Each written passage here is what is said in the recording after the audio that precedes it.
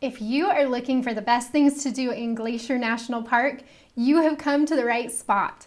I have been to Glacier so many times. I've done almost everything there is to do in this park, and I've narrowed it down to the 10 things that you definitely don't want to miss as a first-time visitor to Glacier. So let's get started. Let's talk about all of the amazing things that you can do on your next Glacier vacation.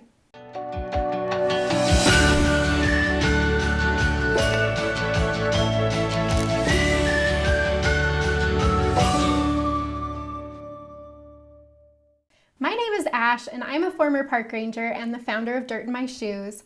I think that the national parks are best seen from the trail, and I have hiked a lot of them in Glacier National Park. So today I want to give you a list of my favorite things to do in the park. This list includes trails that are good for hikers of all ages and abilities. It includes some of the best overlooks in the park, some of the best places to see wildlife, and things that you definitely will want to see while you're here in the park. So let's get started. The first thing that you definitely don't want to miss is Lake McDonald. And Lake McDonald is a gorgeous alpine lake that's down at the base of the mountains in Glacier on the west side of the park. This lake is the largest lake in the park, but there's a lot of fun things you can do here in addition to just getting some really great pictures because it is so beautiful. Lake McDonald really is the hub of activity on the west side of the park. And so if you're over on the west side, you'll find restaurants, lodging, boat tours, boat and bike rentals, shops, horseback riding tours. All of that is available here in the Lake McDonald area. Some of my favorite places to hang out on the shores of Lake McDonald is either right there in Apgar Village. That's where you can get like kayak or paddleboard rentals. And so that's a really good place if you want to hang out in the lake and you want to rent something.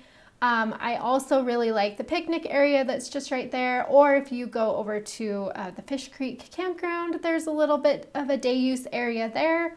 Or you can go up to the Lake McDonald Lodge, and there's a good place to rent canoes there. From there you can take a boat tour and other things like that. And so there are some really great ways to access this lake, but I definitely recommend at least spending some time here, either enjoying the water or enjoying the views. Lake McDonald is this large lake right here. And so you'll see it's on the west side of the park, just in from the west entrance to the park. And you've got Apgar Village down in here. Here's Fish Creek up in here, and then the Lake McDonald Lodge is here towards the top of the lake. The next thing you definitely don't want to miss on your first trip to Glacier is the Going to the Sun Road. The Going to the Sun Road is the main road that goes through the park, but it's an engineering marvel. It's amazing. It goes up into the mountains. It's designed to look like it's part of the landscape. And so you'll go right next to waterfalls. It's all there to make it look like it's supposed to be there as you travel up into the beautiful mountains of Glacier. The Going to the Sun Road is a 50-mile long road. It crosses the Continental Divide and it goes up to over 6,600 feet above sea level. So it really does take you right up into the mountains to some of the best views in the park.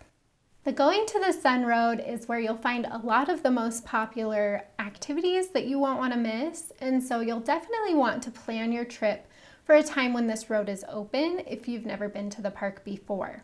So usually the park fully opens the Going to the Sun Road around the beginning of July, and it will stay open through about the end of September, weather permitting. And so if you can plan your trip during that time, then you should be able to drive the entire Going to the Sun Road. Another thing you'll want to note is that there are vehicle limitations on this road because of how curvy it is and how narrow it is. And so you will need to make sure you're in a vehicle that is not longer than 21 feet, not wider than 8 feet, and not taller than 10 feet. That's really important because it's not safe to navigate this road. If you're in a larger vehicle, it's not safe for you, and it's not safe for everybody else as they're trying to get up this steep and winding mountain road. The Going to the Sun Road connects West Glacier here, travels through the park over to St. Mary on the east side. Number 3, Fishercap Lake. Fishercap Lake is one of my favorite places to go to try to see moose when I'm in Glacier National Park. I love seeing moose in this park. They are so cool, but Fishercap Lake is one of those places where you will see them more often than not. The trail to Fishercap Lake is only a half a mile round trip and it's mostly flat, so that makes it great for your entire family to come and to try your luck at seeing a moose. We've also seen bears along this trail. We've seen mountain goats up in the mountains near this trail, in addition to big bull moose that like to come and feed in Fishercap Lake. Don't forget to bring your camera and binoculars so that you can look for wildlife while you're sitting and waiting for moose to show up. And I wish you luck in seeing a moose in this beautiful lake. You'll find Fishercap Lake up in the Many Glacier area of the park, and so you will need to drive over to the east side and into Mini Glacier, and then the Fishercap Lake Trail is found at the end of the road in Many Glacier. Number 4, the Trail of the Cedars.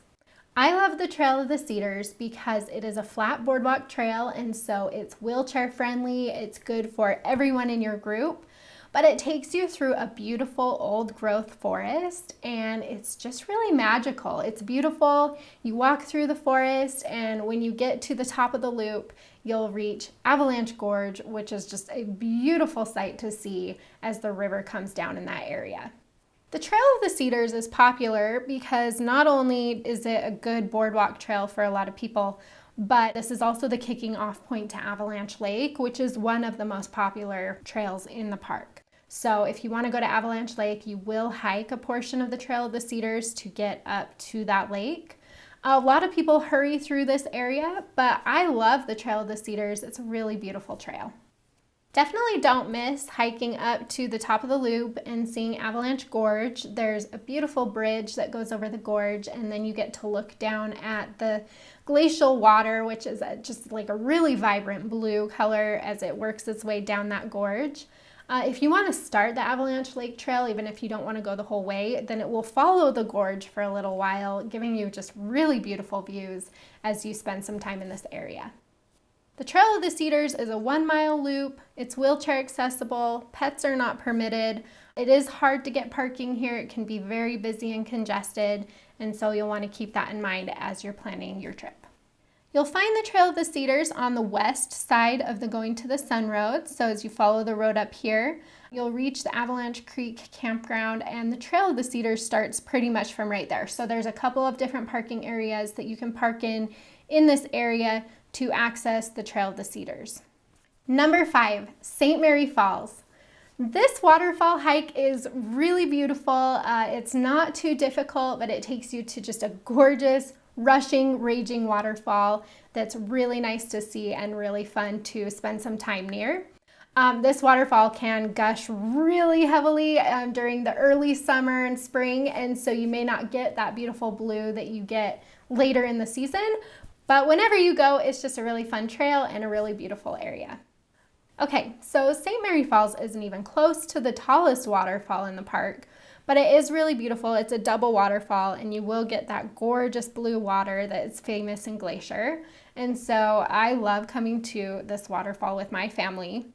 One thing you will want to note is that the area around the waterfall isn't necessarily beautiful. Unfortunately, there was a large wildfire that came through this area back in 2015, and it left a pretty good burn scar. And so there's not very much shade. You won't find very many trees in this area, so you'll want to keep that in mind. Just make sure you bring some extra water because it does get hot. And again, there's just not very much shade until you actually get up closer to the waterfall. The trail to St. Mary Falls is 1.7 miles round trip, but if you have the time, definitely add on the hike to Virginia Falls, which just keeps going along the trail past St. Mary Falls. That adds another 1.4 miles to your hike, but Virginia Falls is a huge waterfall. It's really tall and beautiful, and you're working your way through a more lush area of the east side of the park. And so you do get the shade, you get more water, beautiful views, and then another giant waterfall in the area. St. Mary Falls is on the east side of the Going to the Sun Road, so you'll come over this way and then you'll find the St. Mary Falls trailhead right around in here. There is a really small parking lot here, but the trail, you can either start from up here and go along St. Mary Lake, or you can start closer to here and just drop down to the falls. And then you can also keep going up to Virginia Falls, which is over here. Number 6, the Highline Trail. Okay, if you're a hiker and you have any hikes on your bucket list, the Highline Trail is probably one of them. It's the most famous long trail in Glacier National Park, and basically it travels 12 miles along a cliff. You're right up in the mountains. It's amazing, very dramatic views, and one of the best hikes in any national park. The Highline Trail is a longer day hike in the park. You can do it all in a day, but it is around 12 miles, so it's a good long day of hiking. The nice thing about it is mostly flat. It's not too bad. You're not going up and down through mountain passes or anything. You're just kind of following along the cliff's edge. And so it's really beautiful. You just get spectacular views and it feels like a huge adventure, but it is doable for a lot of hikers without having to go up and down a lot of elevation and really embark on a really hard trail. It does get super busy. It is a really popular trail, but you don't have to hike the whole thing. The nice thing about the Highline Trail is if you want to hike the whole thing, you can, but you will get great views right from the very beginning. And so if you just want to step down on the trail and go for, half an hour or as long as you feel comfortable, you can do that and still have a great experience. The Highline Trail starts from the Logan Pass Visitor Center, and so you'll drive up the Going to the Sun Road and you'll park here, and then you'll cross the road and it works its way back this way into the Glacier's backcountry and towards the Granite Park Chalet over here, and then it loops around down through what's known as the Loop, and it ends right here. And so if you're hiking the traditional route, then you will need to have a shuttle car, or you will need to take the Glacier National Park shuttle back up to where you start the trail. Or, as I said before, you can just hike along the Highline Trail for as long as you want, and then you can turn back around and come back to Logan Pass where your vehicle is. Number 7, Grinnell Lake. I love this lake. This is one of my favorite short trails in Glacier National Park. I feel like it has the best of everything, and it's a really fun adventure for you and your family. The thing that I love about Grinnell Lake is that you can take the boat tour across the lake. So what you do is you take the boat tour across Swift Current Lake and then across Lake Josephine. So you actually get to take the boat across 2 different lakes. We often see moose in this area too, and so it's really cool. You can often see moose from the boat tour. But then when you get to the other side of Lake Josephine, then that's when you'll catch the trail to Grinnell Lake. If you do it this way with the boat tour, then the hike is only 2 miles round trip, and it's mostly flat, and so it's a really great hike for your entire family. And you get the added bonus of a really fun boat tour, and hopefully you'll be able to see some wildlife while you're here in the area as well. If you don't take the boat tour, then you will have to hike around the lakes until you get to the Grinnell Lake Trail, and so that makes your route about 7 miles round trip instead of the 2 miles with the boat tour. Grinnell Lake is located in the Many Glacier area of the park right here up on the park's east side. And so you will drive into the park. If you take the boat tour, you'll park near the Many Glacier Hotel, and then you'll catch the boat tour from there, take it across the lakes and up towards Grinnell Lake. Number 8, Avalanche Lake. I mentioned Avalanche Lake before when I was talking about the Trail of the Cedars, and that's because it follows part of the Trail of the Cedars and then branches off, and then you take this trail up to a gorgeous alpine lake tucked into the mountains.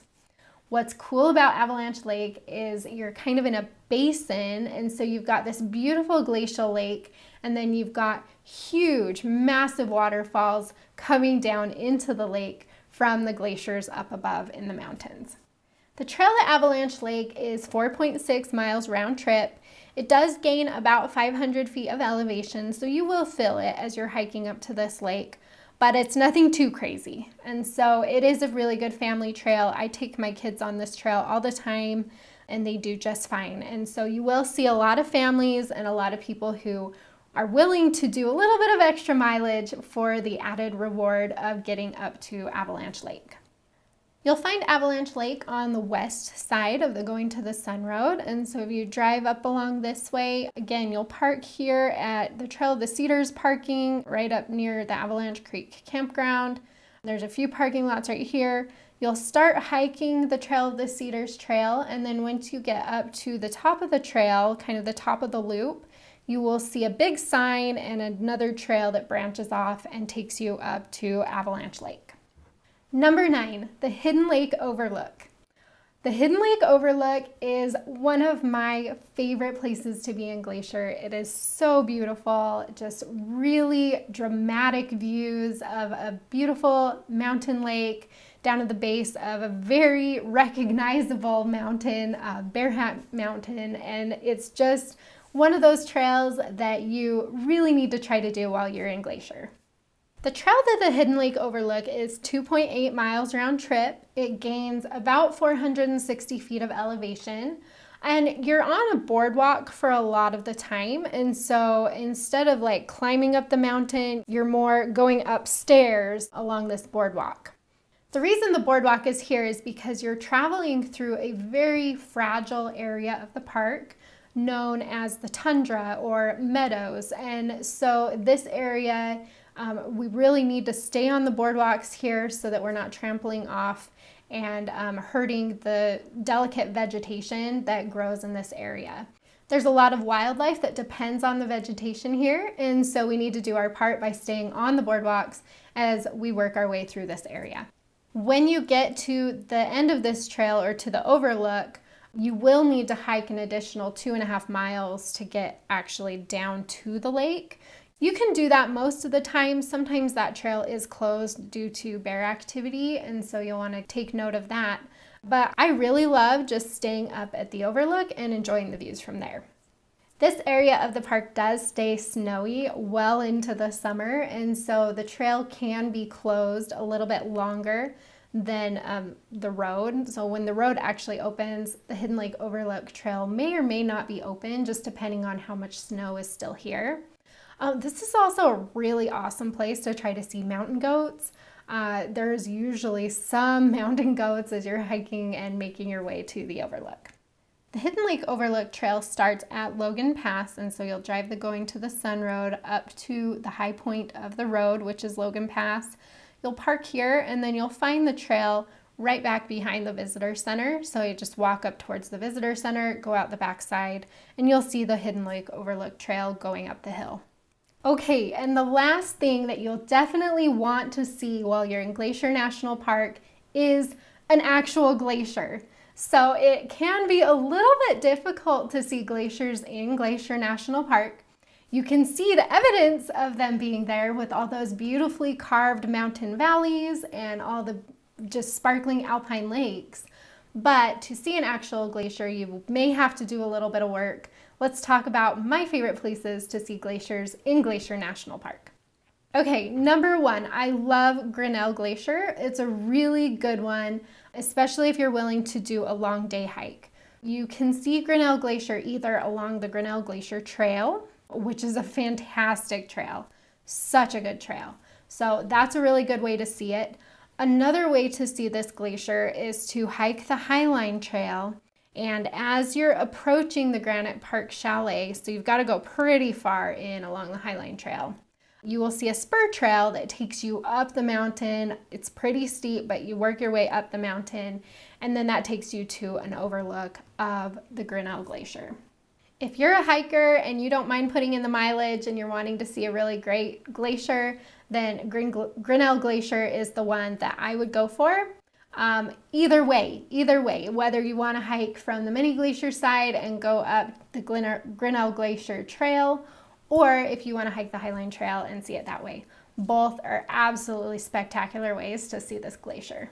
Another good option is Salamander Glacier, and Salamander Glacier is right next to Grinnell Glacier, but it is a little bit easier to see without a long hike. So that makes it really nice, especially if you're in the mini glacier area.